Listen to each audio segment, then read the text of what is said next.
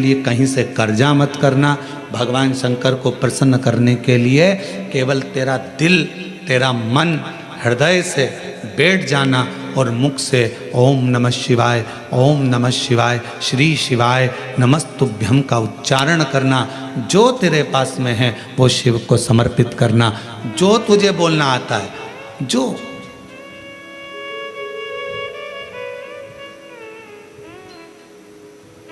छोटा सा बच्चा तोतला बोलता है, माँ को अच्छा लगता है कि नहीं लगता है? बोलो, जम के बोलो, लगता है।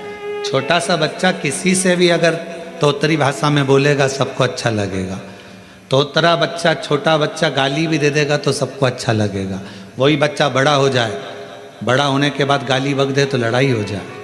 तोतरा है, माँ बाप स्वीकार करेंगे, लोग स्वीकार करेंगे। छोटा है, सब स्वीकार करेंगे। शिव जी की कथा कहती है कि भगवान शंकर को रिझाने के लिए आपकी तोतरी भाषा से, आपके निर्मल मन की भाषा से, आपके हृदय की भाषा से आप शिव जी को जैसे रिझाना चाहोगे, शंकर भगवान जल्दी प्रसन्न होंगे। और अगर आप आडंबर से, दिखावे से, छल से परमात्मा को पाने का प्रयास करोगे तो शिव कभी प्राप्त नहीं होगा। उसको पाने का तरीका ही सहजता है। निर्मल मन सो मोहि पावा, मोहि छल छिद्र कपट ना बावा। भगवान को पाने का सबसे सुंदर तरीका है कि बस हृदय से उसको पुकार।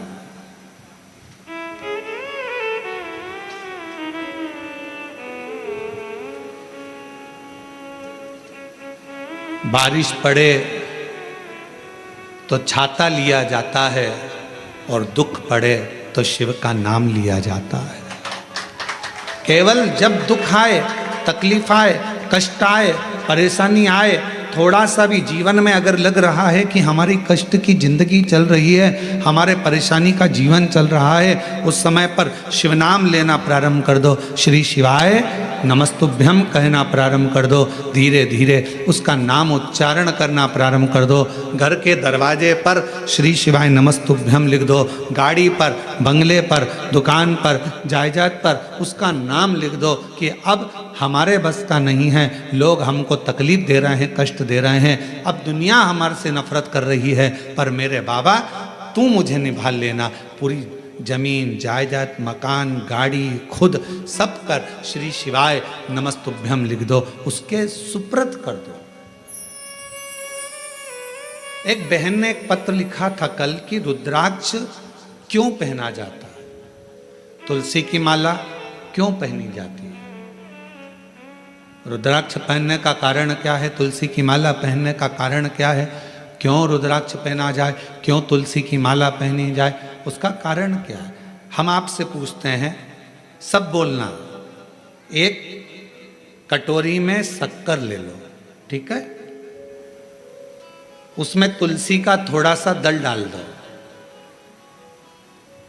क्या बन गया? जम के बोलो, प्रसाद बन गया। भोजन है, भोजन की थाली में जब तक तुलसी का दल नहीं डाला तब तक वो प्रसाद नहीं हुआ। तुलसी का एक पत्ता, थोड़ा सा दल भोजन की थाली में डल गया, क्या बन गया? प्रसाद। इतना बड़ा भगोना भरकर नुक्ति बनी है, सेव बना है, प्रसाद बना है, उसमें थोड़ा सा तुलसी का दल डाल दो, क्या बन गया? प्रसाद बन गया। अब शिव का प्रसाद कैसे बनता है?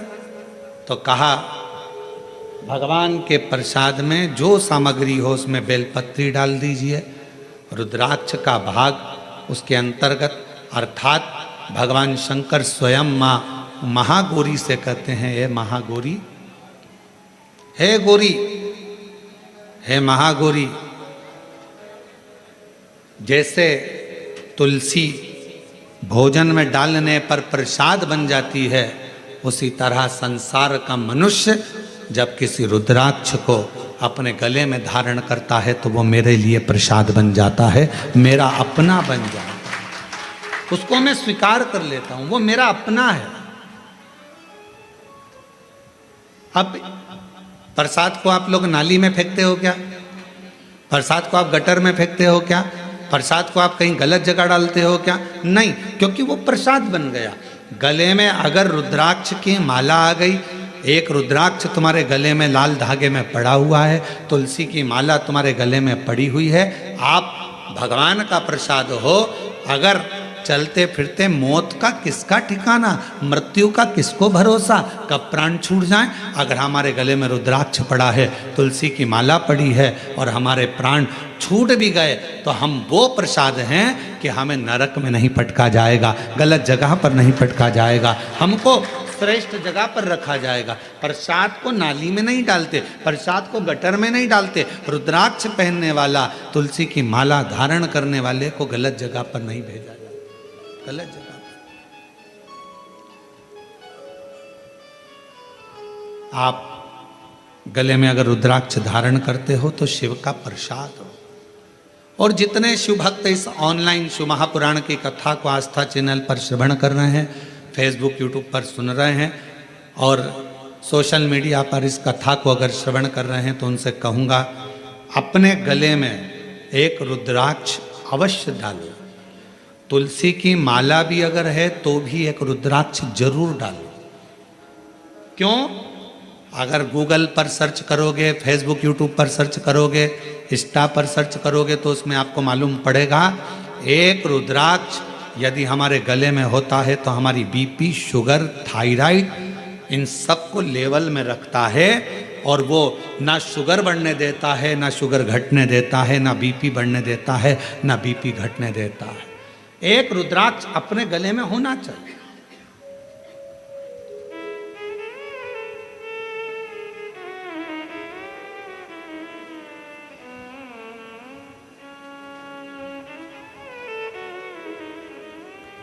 एक शिवा भगत की एक कथा आती है। मालती का एक पुत्र था शिवा, उसको लोग शिव कहते थे।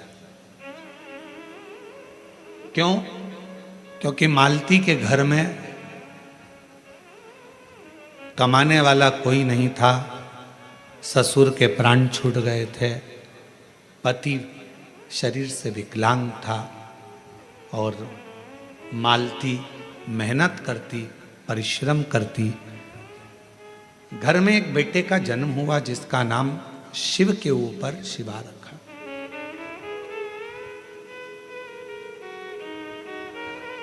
पति विकलांग है, पत्नी कमाने जाती है, मेहनत करती है, परिश्रम करती है। एक अगर घर में तकलीफ है, घर में कष्ट है, परेशानी है, कलिकाल का समय है, कलयुग का समय है, शास्त्र कहता है कि इस कलिकाल में धर्म पत्नी को पति के कदम से कदम मिलाकर साथ देना चाहिए, मेहनत में, परिश्रम में आगे रहना चाहिए।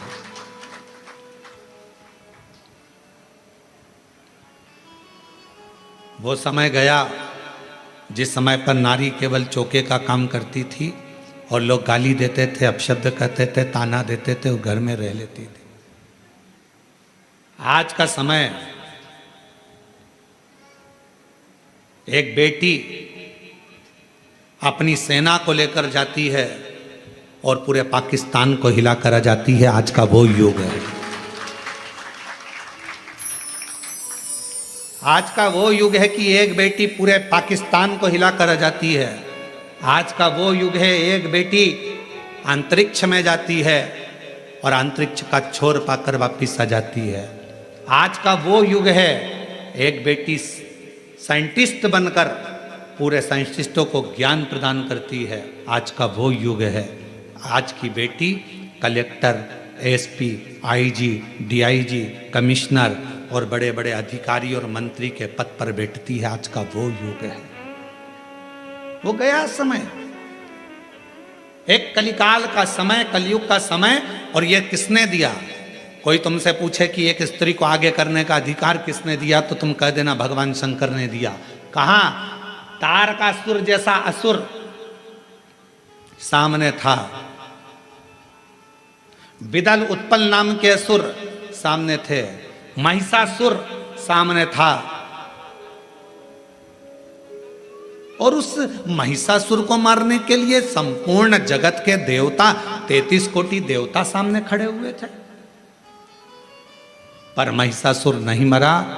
आखिरी में बिदल उत्पल को मारने के लिए भी मां जगत जननी जगदम्बा को आगे करा गया और महिषासुर को मारने के लिए भी जगदम्बा को आगे करा गया। शंकर भगवान ने कितना सुंदर शब्द किया। पार्वती जी कहती हैं मैं आगे बढ़ूं, शंकर जी कहते हैं एक स्त्री पुरुष से ज्यादा बल रखती है, क्यों चिंता करती हो। एक लाइन आती है,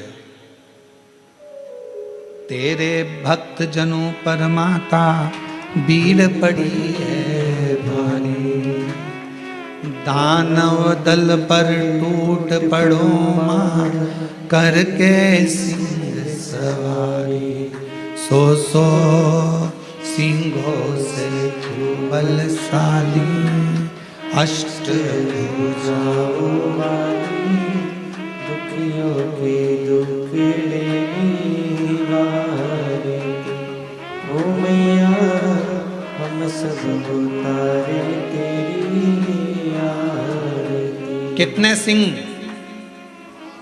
जम के बोलो जरा, फिर से लाइन बोलो, सो सिंहों से बलशाली, अष्ट भुजाओं वाली, दुखियों के दुख लेने वाली। 100 सिंहों से तू बलशाली है जगत जननी, 100 सिंहों से। आप जरा विचार करिएगा, किसी व्यक्ति को अगर संबोधित किया जाता है ये तो शेर है, मतलब वन ओनली एक, और बहू को सम्मानित किया जाता है 100 पे भारी है। बोलो सही है कि गलत है। एक व्यक्ति को संबोधित किया जाता है वन ओनली, शेर है, और अगर स्त्री को संबोधित किया जाता है तो कभी कभी सास भी कह देती है मेरी बहू तो 100 पे भारी। किसकी सुने, 100 पर भारी। इतनी बोलती है, इतना बोलती है कि 100 लोग बोले इतना बोलती है, इतना तेज है, इतनी तेज, पूरा मार्केट करके गाड़ी उठाए भुड़ भुड़ करके जाए, पूरा मार्केट करके 100 पर भारी। बोलो बोलो सत्य है कि गलत है। संबोधन, अब किसी व्यक्ति के लिए ये तो शेर है, शेर ओनली वन, और वो 100, पूरी 100 भारी है। 100 सिंहों से बलशाली, अष्ट भुजाओं वाली, दुखियों के दुख हारे, ओ मैया हम सब उतारे तेरी आरती। अब 100 सिंहों के बराबर उसमें बल है। शंकर भगवान आज के युग में, कलयुग में, अगर स्त्रियां नारियां आगे आकर कार्य कर रही हैं, स्त्रियां आगे बढ़ी हैं, तो इसमें सबसे बड़ा योगदान, सबसे बड़ी कृपा मेरे देवादिदेव महादेव की है, जिन्होंने पार्वती जी को आगे करा, मां जगदम्बा को आगे करा। तू असुरों को मार सकती है, तो भद्रकाली बन सकती है, तो कुष्मांडा बन सकती है, तो स्कंदा बन सकती है, और एक समय ऐसा आए तो तू अन्नपूर्णा भी बन सकती है। याद करिए जब पूरा विश्व भूख से बिलख रहा था, पूरा विश्व, अकाल पड़ गया पूरी सृष्टि में, तड़पने लगे लोग, पक्षी मरने लगे, पशु मरने लगे, मानव मरने लगे, कुछ नहीं बचा। शिव अखंड समाधि में डूबे हुए थे और शंकर भगवान अखंड समाधि में थे। देवता आए शिव जी से प्रार्थना करने के लिए, शिव जी उठते नहीं। ब्रह्मा जी आए, शिव जी उठते नहीं। इंद्र आए, शिव जी उठते नहीं। अखंड समाधि में लगे भगवान देवादिदेव महादेव, उठने का नाम नहीं। नेत्र बंद, क्या हो रहा है मालूम नहीं, पर पार्वती माता से रहा नहीं गया। सूचना मिली पूरा ब्रह्मांड हिल रहा है, सब भूख और प्यास से तड़प रहे हैं। तब माँ अम्बा जगदम्बा माता पार्वती ने विचार करा, मेरे बच्चे ये संसार के लोग भूख से तड़प रहे हैं। तब मेरी माँ अम्बा जगदम्बा जी ने तुरंत अन्नपूर्णा का रूप धारण करा, भूमि पर चरण रखकर धान उत्पन्न किया।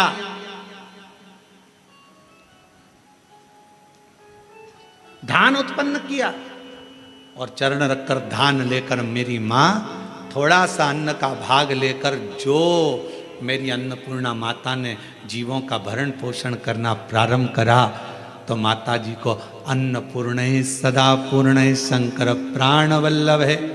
भगवान शंकर की प्रिया माँ जगत जननी पार्वती जी जगत का भरण पोषण करने वाली हो गई। भगवान शिव के नेत्र खुले, शंकर भगवान के नेत्र खुलते से ही उनको भी, जब बहुत हजारों वर्ष की तप साधना कर ली तो उठते से ही कुछ भूख से भाव में आई, भोजन का भाग मांगने के लिए स्वयं अन्नपूर्णा के दरवाजे पर चले गए। स्वयं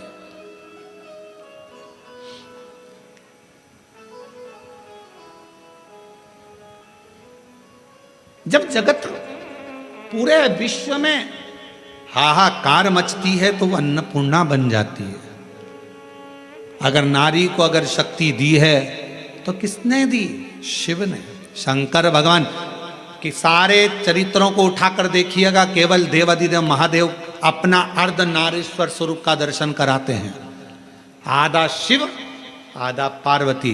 पार्वती तू मेरी शक्ति है, शक्ति ही शिव है और शिव ही शक्ति है, दोनों। अब उसको समझने वाला समझे, ना समझने वाला ना। मालती बेटे का नाम शिवा रख दिया। पति पांव से विकलांग था, करता कुछ नहीं था, अकेली मेहनत करने जाती है, परिश्रम कर। अब दुनिया की रीति है, जब एक नारी पुरुष की तरह आगे बढ़कर काम करती है और आगे बढ़ने का प्रयास करती है तो दुनिया के लोग ताना देने का प्रयास करते हैं। उसका विल पावर कमजोर कैसा करा जाए, उसको तोड़ा कैसे जाए, उसको झुकाया कैसे जाए, उसको अंदर से तोड़ने का प्रयास करते हैं। पर जितनी भी मेरी बेटियां इस कथा को सुन रही हैं, जितनी मेरी जीजियां इस कथा को सुन रही हैं, जितनी मेरी माताएं इस कथा को श्रवण कर रही हैं, दुनिया का कोई व्यक्ति तुम्हें कितना भी ताना दे दे, कितनी भी गाली दे दे, तुम्हारे ऊपर कितना भी अपशब्द कह दे, तो भी अंदर से टूटना मती, दमदारी से चलते रहना, आगे बढ़ते रहना। तुम्हारा कर्म तुम्हारा जवाब देगा, तुम्हारा कर्म तुम्हारा जवाब देगा। तुम तो बढ़ते चलो, हाथी की अलमस्तता में आगे बढ़िए, कुत्ते पीछे चिल्लाते रहेंगे।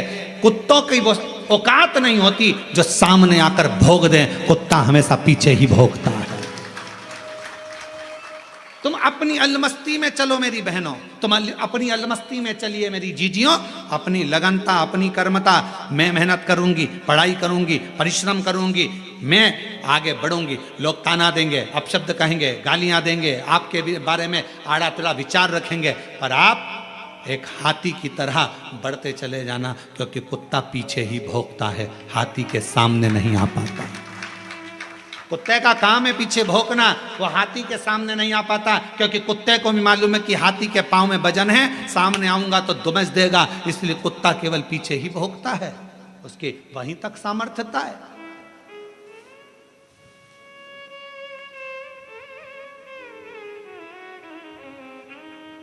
एक बहन, एक बेटी, एक मां, एक स्त्री जब अपने कर्तव्य पथ पर चले, उसको सोचना नहीं चाहिए कौन क्या कहेगा। आग लगे बस्ती में, मस्ती में, क्या किसको रोइए सोइए, कौन कहेगा, क्या बोलेगा, बोले। हम तो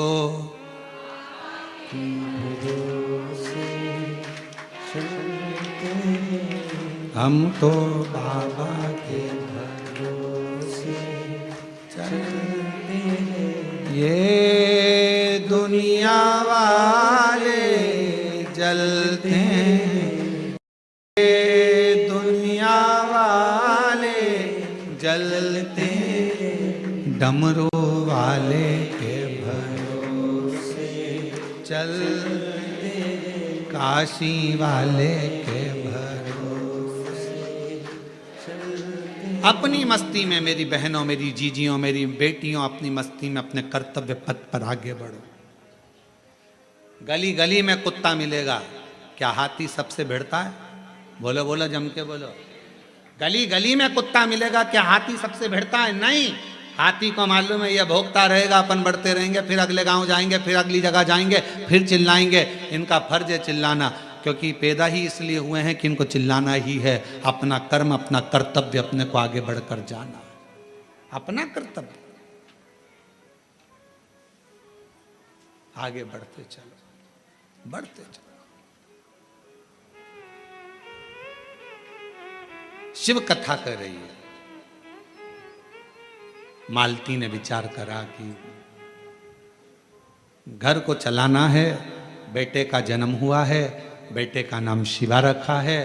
शिव कहती है माँ। धीरे धीरे बच्चा एकांत रहने लगा, समय बीता।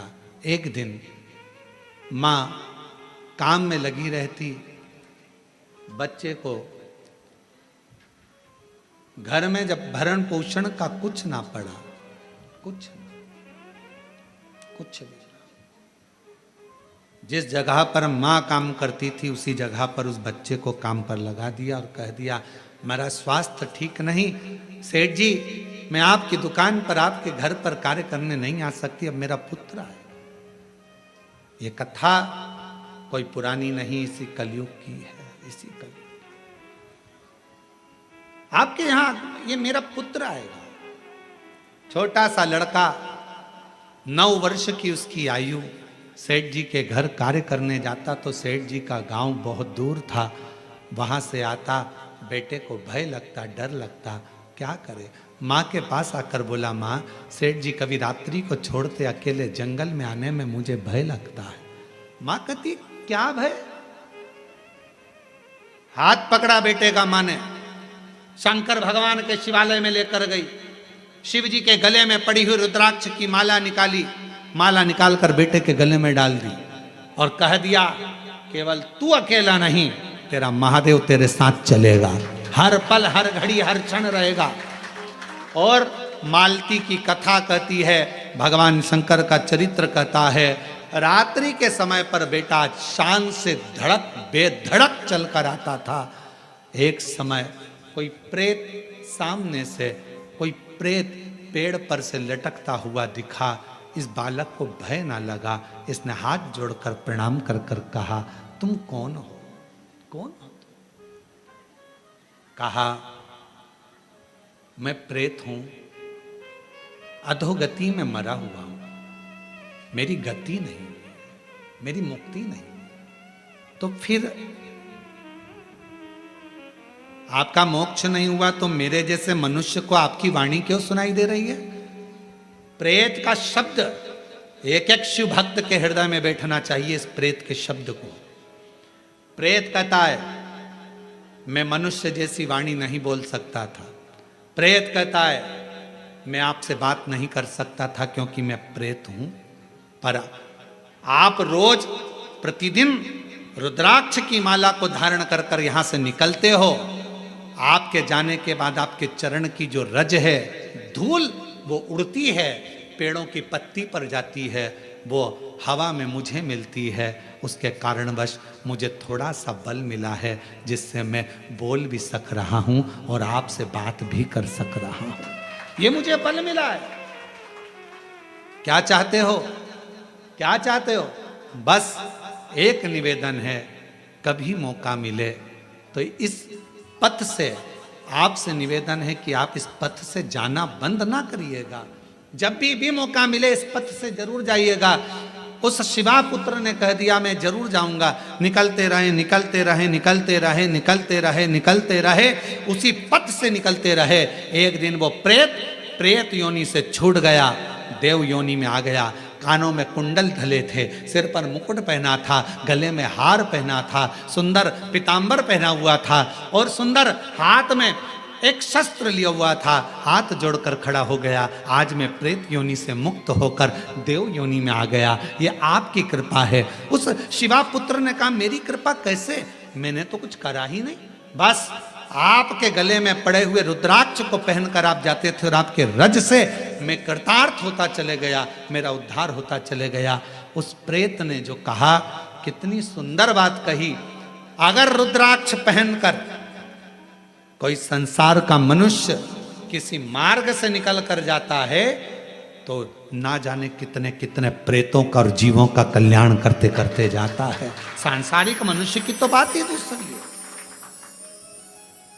और शंभु शरण मांगो दुख काटो दया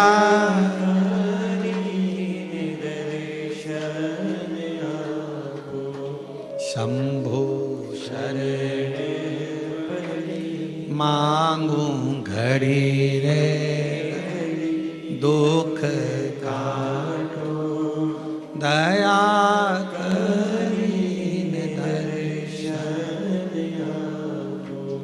एक प्रेत की भी गति रुद्राक्ष धारण करने वाले जीव से हो जाती है। माताएं कहती हैं कि रुद्राक्ष पहनना चाहिए, क्यों नहीं। हम तुलसी की माला पहने कि रुद्राक्ष पहने, दोनों पहनो, कोई दोष तो नहीं लगेगा। कहां लिखा कि तुलसी पहनने वाले को रुद्राक्ष नहीं पहनना चाहिए, रुद्राक्ष पहनने वाले को तुलसी नहीं पहनना चाहिए। जब भगवान राम भगवान शंकर जी की आराधना करते हैं और शंकर जी भगवान राम की आराधना करते हैं तो दोनों के लिए समता है, किसी के लिए ना तुलसी से बैर ना रुद्राक्ष से बैर, दोनों धारण कर सकते। गले में एक रुद्राक्ष का मन का आपके जीवन में ना जाने कितनी व्याधियों से, कितने दुखों से तुमको निकाल देता है, कितने दुखों से। एक पत्र है, देखिए,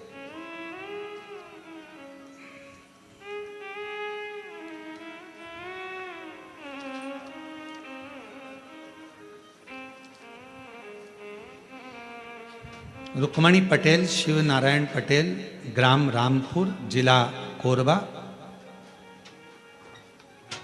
रामपुर करतला, छत्तीसगढ़ से हैं। 12 वर्ष तक मेरे यहाँ संतान का सुख नहीं हुआ। हमने मेडिकल टेस्ट कराया, टेस्ट बेबी करवाया, सब कुछ करवाया, पर संतान का सुख नहीं हुआ। तब किसी ने कहा कि सफेद आंकड़े की जड़ का प्रयोग करो और भगवान शंकर का पशुपति व्रत करो, टीवी पर कथा आती है वो सुनो। हमने सब कुछ किया, फिर बाद में जब संतान का सुख नहीं आया तो फिर वापस व्रत किया और कोकड़ी में आपकी कथा थी वो श्रवण करी। बाबा की ऐसी कृपा हुई गुरुदेव, मेरे बाबा ने 12 साल के बाद मुझे संतान दी। मैं बाबा को प्रणाम करती हूँ।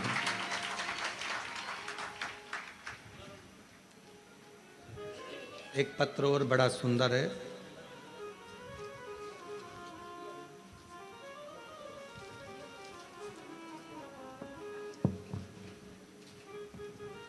एक रुद्राक्ष के जल की क्या महत्वता है इस पत्र में देखिए। मेरा नाम श्रीमती रितु डिक्सेना, ग्राम हरदी बाजार में रहती हूँ। हरदी बाजार की पुत्र वधू हूँ। बाबा, शादी के 12 वर्ष के बाद 2023 में मेरे गर्भ में मुझे तकलीफ हुई। पहले डॉक्टरों को दिखाया तो बच्चेदानी में छाले बता दिए, फिर डॉक्टर को दिखाया तो गर्भाशय में बच्चेदानी में 7 गठाने हो गए। घबरा गए। डॉक्टर ने कहा ये गठानों की जांच होगी, मालूम पड़ेगा कि कौन सी बीमारी है। हम लोग घबरा गए। तब किसी ने कहा कि सीहोर जाकर अगर वहां का रुद्राक्ष लाया जाए, और सीहोर गए, वहां से आकर गुरुजी हमने पशुपति व्रत भी किया, रुद्राक्ष को पानी में गलाकर उसका जल पीना प्रारंभ करा और फिर 29/5/2025 में हम बिलासपुर में फिर चेकअप कराने के लिए गए। बाबा ने ऐसी कृपा कर दी, कोई ऑपरेशन करने की ज़रूरत नहीं पड़ी और बाबा की कृपा से मेरी पूरी रिपोर्टें नॉर्मल आ गई। जिन रिपोर्टों को मैं अपनी फाइल में भी लगा कर लाई हूँ कि मेरी सारी रिपोर्ट बाबा ने नॉर्मल कर दी। शिव शिव है, शंकर शंकर है, शिव शिव है। एक रुद्राक्ष यदि गले में पड़ा हुआ है, एक रुद्राक्ष यदि हम उसका जल पी रहे हैं, एक रुद्राक्ष हमारे घर में हम रख रहे हैं, उसका जल पी रहे हैं, या हमारे गले में धारण कर कर रख रहे हैं, उसका फल आ जाए, हमको मिलता जरूर है।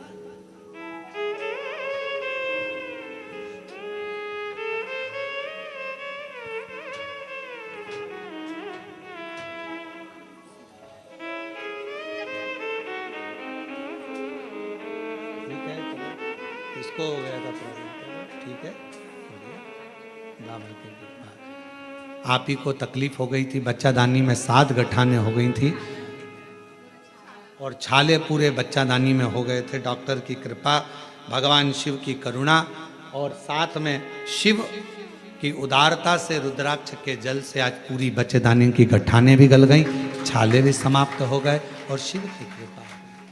और तेरी कृपा का क्या है भरोसा, कब किस पर हो जाए, जरा सी हम पर कर दो, जरा सी हम पर कर दो।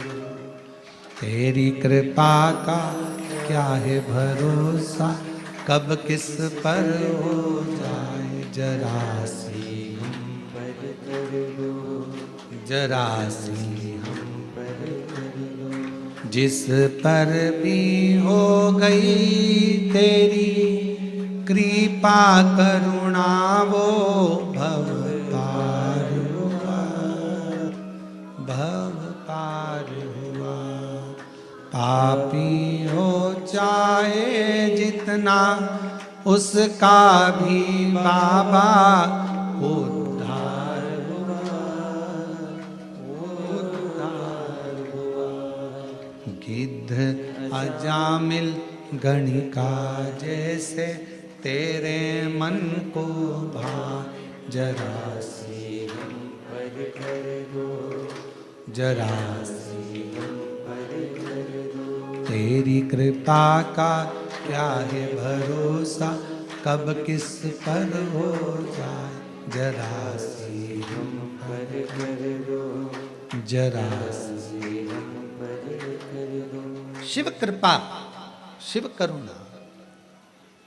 एक छोटा सा रुद्राक्ष गले में पड़ा रहने, डले रहने, कितनी कितनी तकलीफों से, कितने कितने दुखों से, कितने कितने कष्ट से वो रुद्राक्ष आपको निकाल देता, कितने कष्टों से।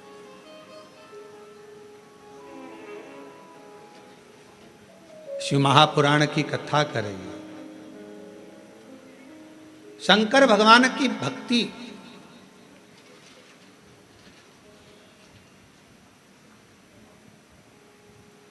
किसी का भला करने में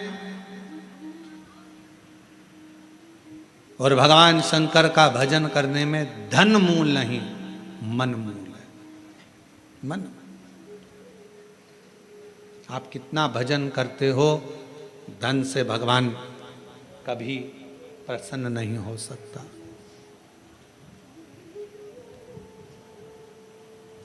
धन से भगवान कभी प्रसन्न नहीं, आडंबर से भगवान कभी प्रसन्न नहीं हो सकता। क्या था माता पार्वती जी के पास में? जिस समय मां पार्वती जी की अवस्था 6 वर्ष की हो गई और मां पार्वती जी अपना भवन छोड़कर वन में चली गई अपनी सहेलियों के साथ। एक गुफा में प्रवेश कर गई माता पार्वती जी। छोटी सी गुफा में रहकर माता पार्वती जी ने तप साधना प्रारंभ कर दी। क्या था पार्वती जी के पास में? ना मां पार्वती जी हिमालय राज की नगरी से ना पात्र लेकर गई थी, ना पूजन का कोई सामान लेकर गई थी।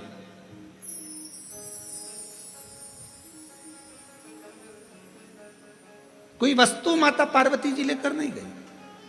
अपने पिता के घर से गई तो खाली हाथ गई। अपनी सहेलियों के साथ, सखियों के साथ गुफा में बैठकर भगवान का तप करने बैठ गई। जब पार्वती जी ने देखा कि मैंने हजारों समय निकाल दिया, वर्ष निकाल दिया, शिव जी प्रसन्न नहीं होते, शंकर भगवान सामने आते ही नहीं। और आपको पहले भी कथा में कहा, तप से भगवान को प्रसन्न करना कोई साधु, कोई सन्यासी, कोई तपस्वी, कोई साधक, कोई उपासक तप से भगवान को प्रसन्न कर सकता है। योग से, साधना से भगवान को कोई तपस्वी, साधक प्रसन्न कर सकता है। आप और हम तो कलयुग में रहने वाले हैं। आप तप करते हो क्या? आप करते हो तो बात दूसरी, हमसे तो नहीं बन पाता। हमसे तो केवल एक ही काम बनता है, सारी समस्या का हल जल। तब हमसे भी नहीं बनता। कोई हमसे कहे तुम साधना में बैठते हो, नहीं साहब, हम तो एक ही काम करते हैं। जय सुबह से लेकर शाम तक जितना समय मिलता है, श्री शिवा नमस्तु, श्री शिवाय नमस्तु। फिर कोई पूछे आपने क्या खाना छोड़ दिया, आप क्या फलाहार करते हो, तो हम जहाँ रुके हुए हैं वहाँ आकर हमारी जीजियों से पूछना, जो प्रसाद बनाती हैं उनसे पूछना क्या व्रत रखते हैं? नहीं, भोजन करते, 2 रोटी सुबह, शाम को 1.5 रोटी, इससे ज़्यादा नहीं। भजन का बल, स्मरण, अपनी भक्ति। और छत्तीसगढ़ आते हैं तो चावल जरूर खाते हैं, वो जरूर पाते हैं। बाकी की जगह पर अगर कथा करने जाते हैं तो अपना सुबह का 2 रोटी है, शाम की 1.5 रोटी है, चावल प्रसाद भी नहीं लेते। कोई बाजार का तुम्हारा मीठा मीठा कुछ आप पूछिएगा, जो प्रसाद बनाते हैं कोई मीठा मीठा बाजार का नहीं, कोई चीज़ें नहीं, केवल साधारण भोजन, बाबा का भजन और आनंद। इससे ज़्यादा क्या करना? भक्ति करो, भजन करो, स्मरण करो, कीर्तन करो, मंत्र जाप करो, श्री शिवाय नमस्तुभ्यम जपते रहो, जपो। जितना भजन कर सकते हो उतना करो, जितना मंत्र जाप कर सकते हो उतना।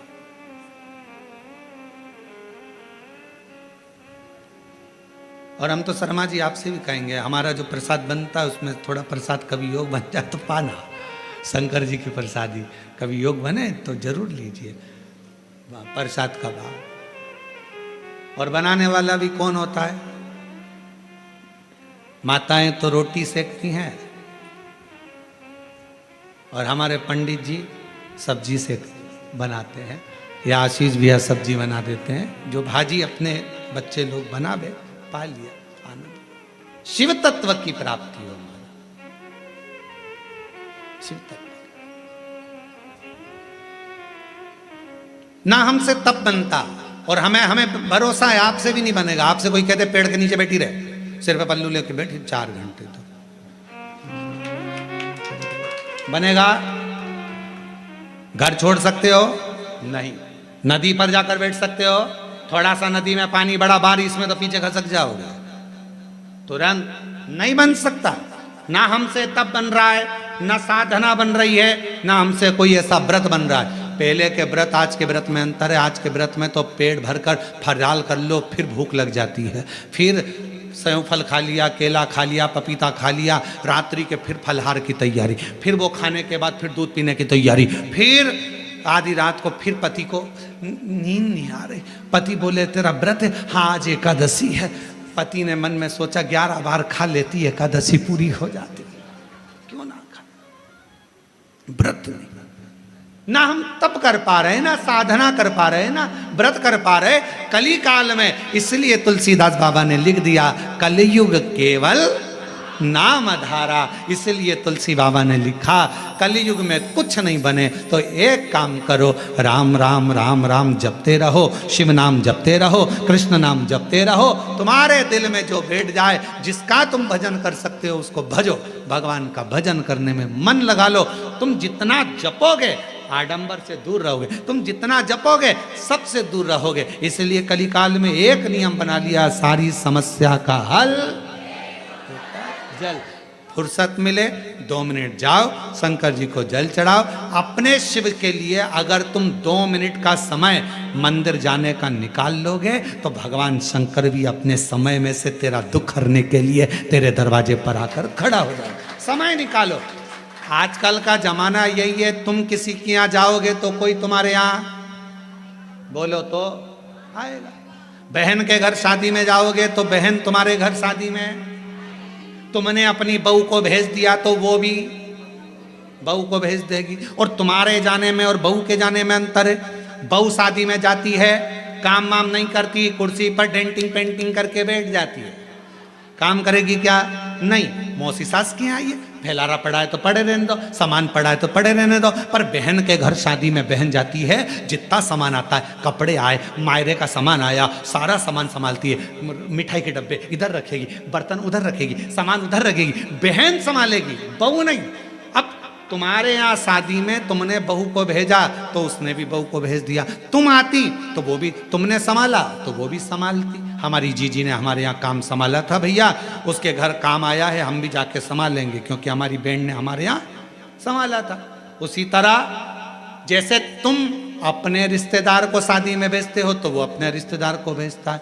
अब तुमने कह दिया मम्मी कथा हो रही है तुम चली जाओ, तो भगवान भी कह देगा जब अंतिम समय आएगा, ये मरने वाली है, यमराज तू चले जा, तू चले। और अंतर देखिए, बहन आती तो काम करती, भगवान आता तुझे लेने के लिए भोलेनाथ तो नंदी पर बिठा कर ले जाता, डमरू बजाता बजाता। देवराज ब्राह्मण को लेकर गया था नंदी पर बिठा कर, नरसिंह जी को बैठा कर लेकर गया था। और अगर यमराज आता है तो नंदी पर काय पर बिठा के ले जाता है? नहीं, पाड़े की पूंछ से बांध कर ठोकता ठोकता दे धम दे धम दे धम। खूब मोबाइल पे झूठ बोली थी, दे, खूब दिया। दिन भर चैटिंग में लगी रहती थी, दे। जरा सा कोई गलत लिखता था फेसबुक पर कमेंट्स करती थी, दे। उंगली पर रखेंगे और दोचेंगे, इसी से चलाती थी खूब व्हाट्सएप, दोचो। चिल्लाएगी क्षमा कर दो, मुझे माफ कर दो, एक बार वंश मोर फिर जन्म दे दो, मोबाइल नहीं चलाऊंगी, और चलाऊंगी तो शिव पुराण देखूंगी, फिर कुछ नहीं देखूंगी। भगवान बोले शिव पुराण की आड़ में चैटिंग करती रहती, दे, दे धर के, फिर मारा लपक के, फिर दो, खूब दुखेगा। चलते चलते फिर याद आया मेरी नीले कलर की साड़ी एक बार भी नहीं पहनी। यमराज से कहा भगवान प्लीज क्षमा कर दो, बहुत दुख हो रहा है मुझे। भगवान ने पूछा किस बात का दुख हो रहा है? अलमारी में 3 नंबर के ब्लॉक में नीले कलर की साड़ी रखी, उसकी फाल लगवा ली थी, चोली भी बनवा ली थी, बस पहन नहीं पाई। मुझे एक बार मौका दे दो, मैं पहन लूं। और हमारे मोहल्ले में नया पार्लर खुला है, उसके पास एक बार भी नहीं गई, कृपा करो। यमराज ने फिर दिया धर के, चल। किस काम की वो जिह्वा जो भगवान का भजन ना कर पाए, किस कान का वो श्रवण जो भगवान की कथा ना सुन पाए, और किस काम का वो मस्तक जो भगवान के आगे झुक ना पाए। किस काम, क्या करे वो शरीर? कि पापीड़ा मुख से राम नहीं निकले, राम नहीं निकले रे श्याम नहीं निकले। वो काई जाने हरि भजना में, जीवन गवाए दियो सजना में। भजना में मन नहीं लगा, सजना में मन लग गया। हम तो कई बार कथाओं में कह देते हैं, लोगों को बहुत बुरा लगता है कि आप जितना समय दर्पण को देती हो ना, जितना समय दर्पण को देती हो ना, जितनी देर कांच के सामने रहती हो, पेंसिल से लाइन खींचना, डब्बा भरना, फिर सुरमा लगाना, फिर डेंटिंग पेंटिंग, जितना समय दर्पण में देती हो उसका आधा समय भी अगर मेरे शंकर को दे दिया तो सुंदरता मेरा शिव देगा। आधा समय निकाल कर भगवान शिव को दीजिए। और पुरुषों से निवेदन है, जितना समय फालतू की चर्चा में, व्यर्थ की बातों में, व्यर्थ के कमेंट्सों में और व्यर्थ की बातों में लगाते हो ना, उतने में से आधा समय निकाल कर मेरे शंकर के मंदिर में अपनी पत्नी को साथ लेकर एक लोटा जल चढ़ाने जा, तेरी पूरी जिंदगी संवर जाएगी। थोड़ा सा समय निकाल।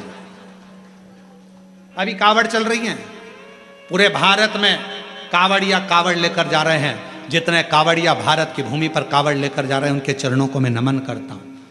कोरबा की इस भूमि से मैं दंडवत प्रणाम करता हूं कि कावड़िया सनातन धर्म को जागृत कर रहे हैं। एक कावड़िया 50 व्यक्ति को जागृत करता है, सनातन धर्म को मजबूत करता है। मैं उनको प्रणाम करता हूं। जो नवयुग बेटा बेटी, नवयुवक बेटा बेटी, माताएं बुजुर्ग सब अपने अपने भाव से भगवान की कावड़ लेकर जा रहे हैं। और जो कावड़ियाओं की सेवा में लगे हैं, कावड़ियाओं की सेवा में जितनी बड़ी बड़ी संस्थाएं सेवा में लगी हुई है, आप कभी बाबा धाम जाकर देखो।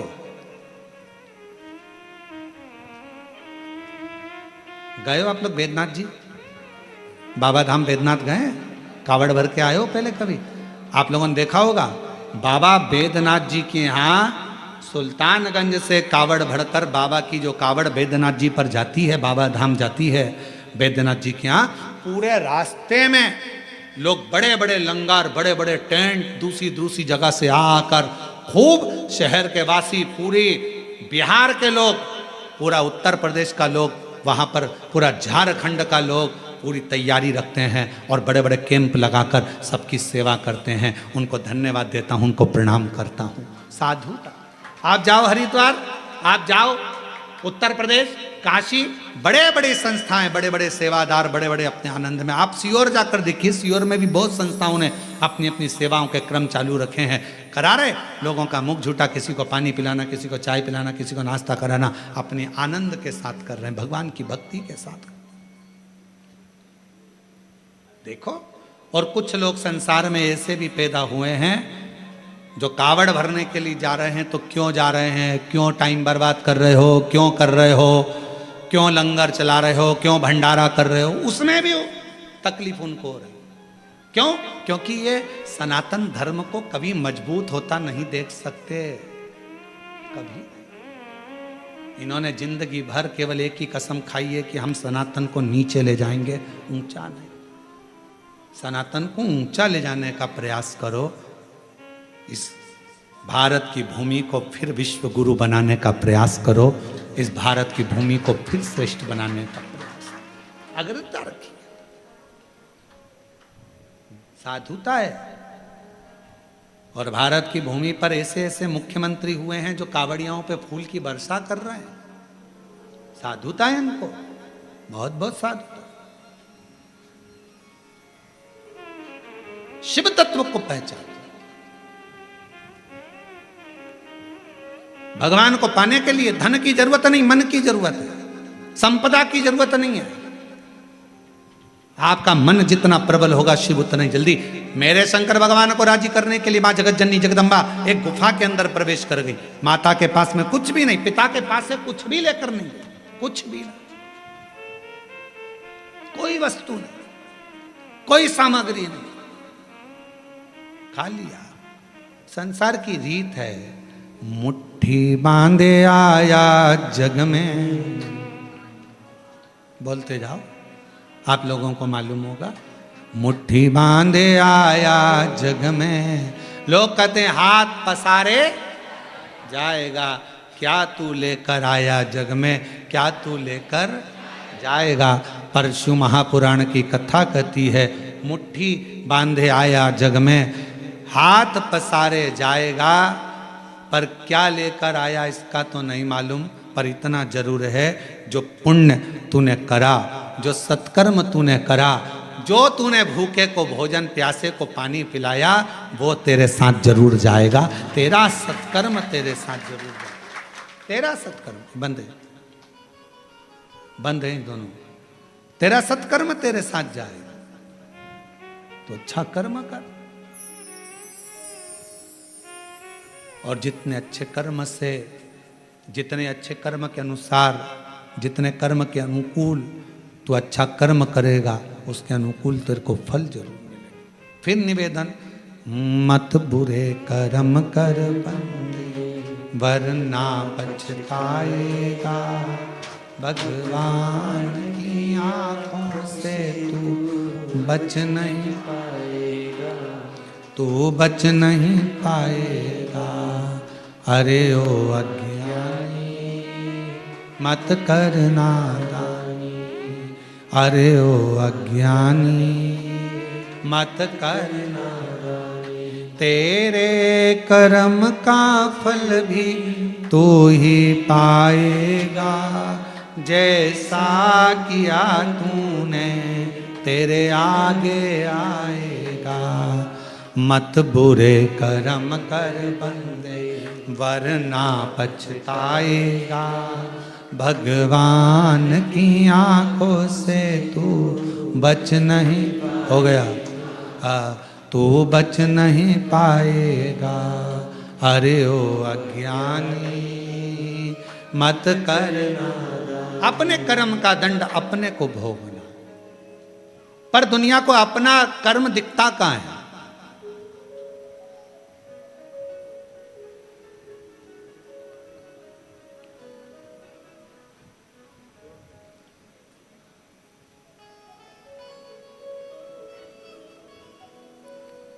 एक स्मरण में नहीं आ रहा है शिवलिंग का,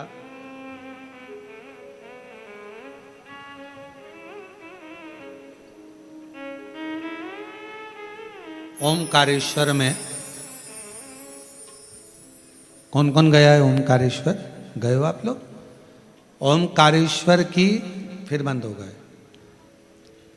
ओमकारेश्वर की जब आप परिक्रमा करेंगे और ओमकारेश्वर की परिक्रमा करते समय जब आप ऊपर पहाड़ी की ओर बढ़ेंगे, ओमकारनाथ जी की पहाड़ी की ओर बढ़ेंगे,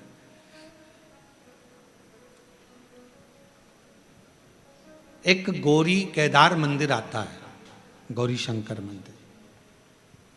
ये गौरी केदार या गौरी शंकर मंदिर का स्मरण होगा तो कभी, बहुत प्राचीन मंदिर है, बहुत प्राचीन मंदिर, बहुत प्राचीन। जितने भी लोग ओमकारेश्वर जाएं तो वहाँ जरूर परिक्रमा मार्ग में ऊपर की ओर जाकर दर्शन करें। परिक्रमा मार्ग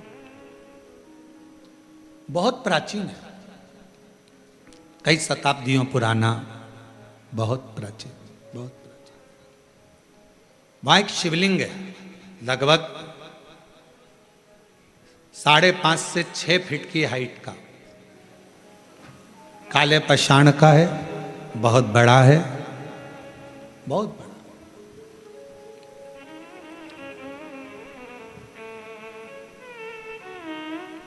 जब मुगलों का राज्य हुआ, उस मंदिर में शंकर भगवान के शिवलिंग में एक बड़ा सा दर्पण लगा हुआ था, एक हीरा लगा हुआ था, एक बड़ा सुंदर दर्पण, बड़ा सुंदर हीरा लगा हुआ, हीरे से परिपूर्ण था शिवलिंग। उस दर्पण का काम क्या था?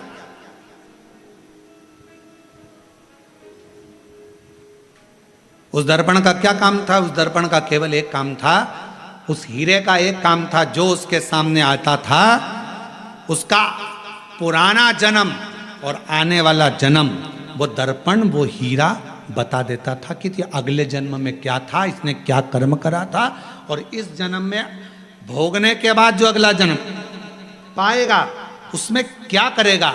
वो दर्पण जो शंकर भगवान के शिवलिंग पर जो हीरा लगा हुआ था वो बता देता था। अब उस समय पर जिन मुगलों का राज्य था वो उस मंदिर में गए और उस मंदिर में जाकर उन्होंने, जैसे ही उस राजा को मालूम पड़ा, नवाब को मालूम पड़ा, उसने कहा जरा जाकर देखता हूँ, देखूं जरा। और नवाब गया, राजा गया, उसने भगवान शंकर के शिवलिंग के सामने जो हीरा लगा था, दर्पण लगा था, उस हीरे को, उस दर्पण में अपना प्रतिबिंब देखा। उस दर्पण में, उस हीरे में उसने अपना प्रतिबिंब देखा। और जो उसने प्रतिबिंब देखा, प्रतिबिंब देखते ही उसने देखा मेरा पूर्व का जन्म इतना बुरा था और आने वाला जन्म मेरा उससे भी ज्यादा बुरा होगा।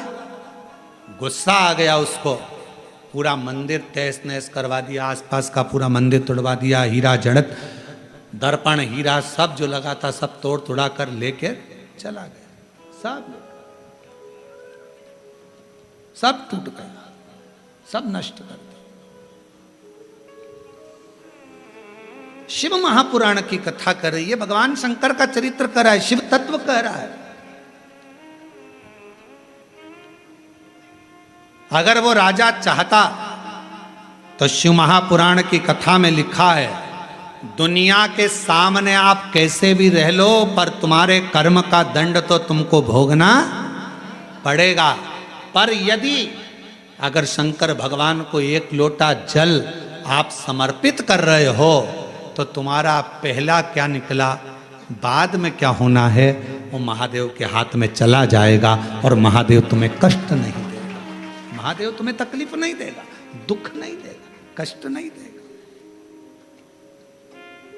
फिर वही लाइन आ गई स्मरण में कि मत बुरे कर्म कर बंदे वरना पछताएगा, भगवान की आंखों से तू बच नहीं पाएगा, तू बच नहीं पाएगा।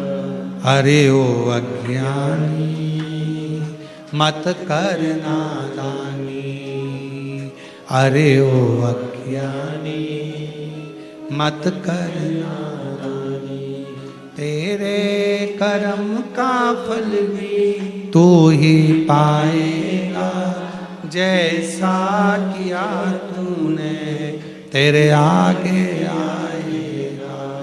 मत बुरे कर्म कर बंदे वरना पछताएगा, भगवान की आंखों से तू बच नहीं पाएगा, तू बच नहीं पाएगा। शिव महापुराण की कथा कर रही है, भगवान शंकर का चरित्र कर रहा है।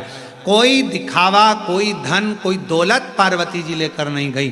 तप करने के लिए माँ पार्वती जी बैठी, तब से शिव प्रकट नहीं हुए। साधना करने पार्वती जी बैठी, प्रकट नहीं हुए। सारा व्रत, सारा उपास, सारी साधना, सारा तप पार्वती जी ने कर लिया, शिव प्रकट नहीं हुए। तब सखी ने कहा, तब सखी बोली, सहेली ने कहा, पार्वती मैंने सुना है शंकर भगवान एक लोटे जल से प्रसन्न हो जाते हैं। मैंने सुना है शिवजी एक बूंद जल चढ़ जाए शिव प्रसन्न हो जाते हैं। थोड़ा सा जल चढ़ा, शंकर कृपा करे। और फिर निवेदन करूं सभी श्रोताओं से, सावन के महीने में कथा सुनने वाले सभी श्रोता भाई बहनों से फिर निवेदन करूं, भगवान शंकर की कथा, शिव महापुराण की चरित्र कथा वर्णन कर रही है। कुछ ना बने तो शंकर के मंदिर में केवल कुछ भी ना हो तो केवल घर से एक लोटा जल भरकर जाना, शिव के मंदिर में प्रारंभ कर दो। मेरा देव अधिदेव महादेव करुणा करना प्रारंभ कर देगा, शंकर करुणा करना प्रारंभ कर देगा। जल चलो, सारी समस्या का हल हर हर बोल बम का नारा है। सारी समस्या का हल श्री शिवाय, केवल जल चढ़ाना प्रारंभ, और कुछ भी नहीं। शिव स्वीकार करेगा, भगवान शंकर स्वीकार करेगा।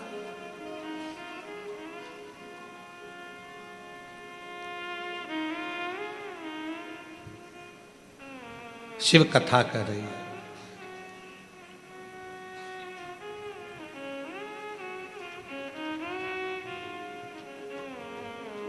एक गुरु में और एक शिव में एक बहुत बड़ा अंतर होता है।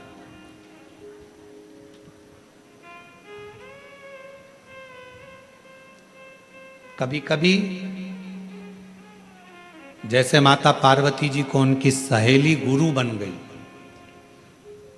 कभी कभी कोई बेस्ट फ्रेंड, कोई अच्छी सहेली कोई अच्छा दोस्त जो सत्संग में लगा रहने वाला है, संकीर्तन में लगा रहने वाला है, भगवान से जुड़ा हुआ हो, गुरुओं से जुड़ा हुआ हो, कभी कभी वो भी गुरु बनकर ज्ञान दे जाता है।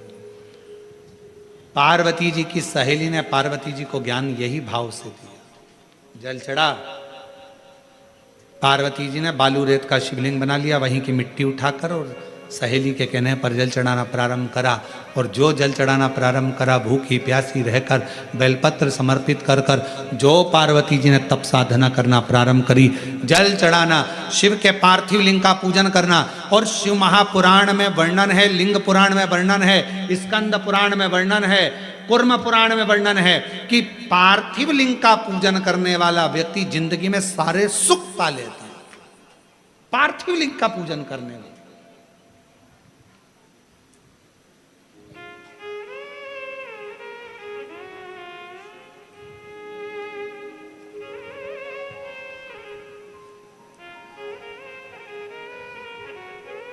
एक माता जी ने एक प्रश्न किया, गुरु जी हमारे यहाँ से नदी बहुत दूर है और हमारे घर में कोई पेड़ पौधा भी नहीं है, तो हम वो भगवान का चढ़ा हुआ जल, भगवान पे चढ़ा हुआ पंचामृत कहाँ समर्पित करने जाएं?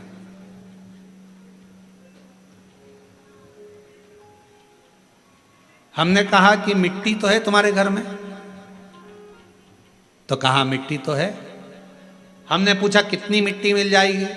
उन्होंने कहा गुरु जी ये तुम जितनी बोलो, 1 तगाड़ी 2 तगाड़ी 10 तगाड़ी, जितनी मिट्टी बोलो उतनी मिल जाएगी। हमने कहा तुम्हारे यहाँ पर बड़ा सारा थाल है? हाँ। थाल भर के मिट्टी ला सकते हो? हाँ। हमने कहा लेकर आना। हम जहाँ ठहरे हुए थे पर वो थाल भर कर मिट्टी लाए। एक बड़ा सा आरती करते ना हमारे शर्मा जी, वो आरती करने के लिए भी थाली नहीं लाए, थाल लाए।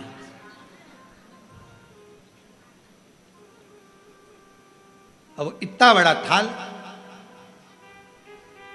देखा है आप लोगों ने? देखा कि नहीं देखा? कहाँ है वो थाल? का अच्छा रखा, देखा तो है ना तुम लोगों ने आरती के समय पे, या फिर शाम को आएगा आरती में, तुम देख लेना है। हमारे यहाँ ये महाकाल सेवा समिति व भक्त मंडल है ना, ये छोटा मोटा मंडल नहीं है, ये हर चीज़ बड़ी करता है। तो यहाँ ये आरती की थाली भी छोटी नहीं लाया, ये आरती की थाली भी बड़ी लाया, और ऐसी मोटी थाली इतनी बड़ी।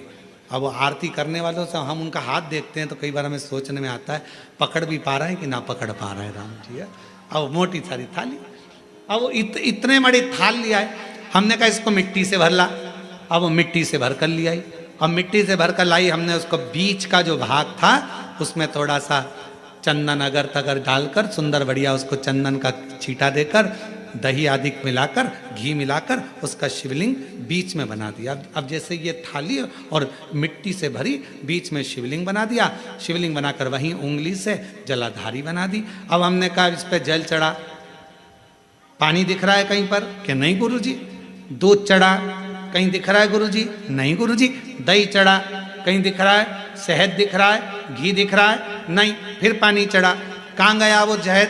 कहाँ गया वो दल? कहाँ गया वो दूध? सब जो थाली में मिट्टी भरी थी सब उसने सोख लिया। शिवलिंग बीच में वैसा की वैसा ही रह गया। और अब उसे विसर्जन कहाँ करे? तो 1 लोटा जल डालना, बाद में पूरा शिवलिंग विसर्जन हो जाएगा। उस मिट्टी को किसी गमले में ले जाके डाल देना। शंकर भगवान अपनी अलमस्ती के आनंद में पार्थिव पार्थिव होता, पार्थिव पार्थिव है। 23 जुलाई को आप लोग जब बाबा का अभिषेक करें, शाम के समय 7 बजे से 8 बजे तक आप और हम बैठेंगे। ऑनलाइन अभिषेक चलेगा श्रावण के महीने का। पार्थिव अभिषेक करते समय शाम को जब 8 बजे विसर्जन का समय आए, आपका मन पड़े दूसरे दिन विसर्जन करो, आपका मन पड़े रात्रि में, शाम के समय जब अभिषेक पूर्ण हो जाए, विसर्जन का जब मंत्र बोल दिया जाए, आप विसर्जन करें। शिवरात्रि का दिन एक ऐसा दिन होता है कि शिवरात्रि की रात्रि को 4 पहर में 4 बार कई भक्त शिवलिंग का निर्माण करते हैं, 4 बार विसर्जन करते हैं। 4 बार शिवलिंग का निर्माण करते, 4 बार विसर्जन करते, 4 बार शंकर की आराधना में डूबे रहते हैं। पूरी रात शिव की आराधना चलती रहती, पूरी रात साधना में। और पढ़िएगा शिव महापुराण में सारे लेख आपको मिलेंगे, सारे लेख शिव महापुराण में एक एक चीज आपको पढ़ने को मिलेगी, कोई अलग से हटकर कुछ। काली मिर्च चढ़ाने का क्या विधान है, गेहूं के दाने चढ़ाने का क्या विधान है, काली तिल चढ़ाने का क्या विधान है, धतूरा चढ़ाने का क्या विधान है, शमी पत्र चढ़ाने का क्या विधान है, बेलपत्र चढ़ाने का क्या विधान है। जो चीज 23 जुलाई को चढ़ाई जाएगी उसका सारा विधान आपको आप शिव महापुराण के अंदर मिलेगा। बस पढ़ना उसको, केवल पढ़ो, अध्ययन करो। किसी ने लिख दिए, लिख देगा, लिखने वाला लिखेगा ये क्यों चढ़ाया, इससे क्या होता है, नहीं, अपने पढ़ो, उसको अध्ययन करो। चावल के दाने, गेहूं के दाने, अन्न का भाग, मूंग, ये सब प्रसंग हमारे शास्त्रों में है सब।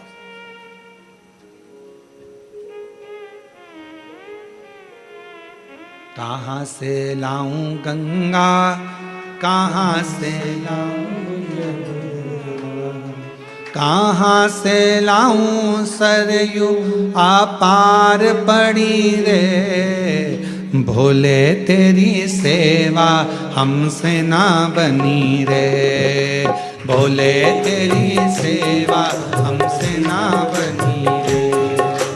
पूजा की थाली हम लिए खड़े रे, पूजा की थाली हम लिए खड़े रे, ओ भोले तेरी सेवा हमसे ना बनी रे, भोले तेरी सेवा हमसे ना बनी रे।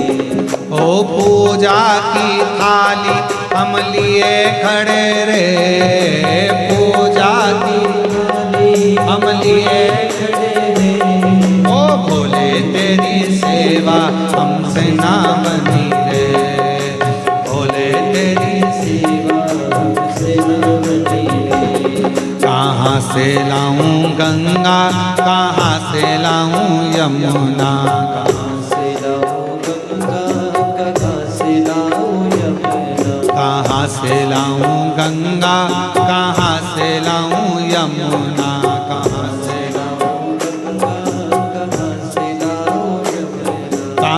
से लाऊं सरयू अपार पड़ी रे, कहाँ से लाऊं सरयू अपार पड़ी रे, ओ भोले तेरी सेवा हमसे ना बनी रे, भोले तेरी सेवा हमसे ना बनी रे, ओ भोले तेरी सेवा हमसे ना बनी रे, भोले तेरी